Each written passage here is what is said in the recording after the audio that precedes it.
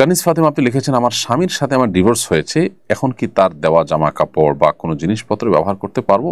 এগুলো সে চেয়েছিল, কিন্তু মহারণা পরিশোধ না করায় আমার পরিবার দিতে দেয় নাই। বোন কানিজ ফাতেমা, আপনার স্বামী আপনাকে যদি এমন কিছু দেয় যেটার মালিকানা তিনি, তার হাতে, তিনি আপনাকে ব্যবহার করতে দিয়েছেন, এরকম যদি হয় তাহলে সেক্ষেত্রে সেগুলো তাকে ফেরত দিতে হবে। ডিভোর্সের পর সেগুলো তাকে ফেরত দিতে হবে। আর যদি এমন কিছু হয় যেগুলো আসলে আপনাকে তিনি ব্যবহার করতে দেননি, বরং আপনাকে মালিক বানিয়ে দিয়েছেন, এরকম যদি হয় তাহলে সেক্ষেত্রে সেগুলো ফেরত দিতে হবে না। আর মহারণা যদি তিনি পরিশোধ না করে থাকেন, তাহলে তার সম্পদ থেকে আপনার মহারণা বাবদ যে পরিমাণ টাকা হবে সেই পরিমাণ জিনিস আপনি রেখে দিতে পারবেন। তার অতিরিক্ত হলে সেটা কিন্তু আপনার জন্য জায়েজ হবে না।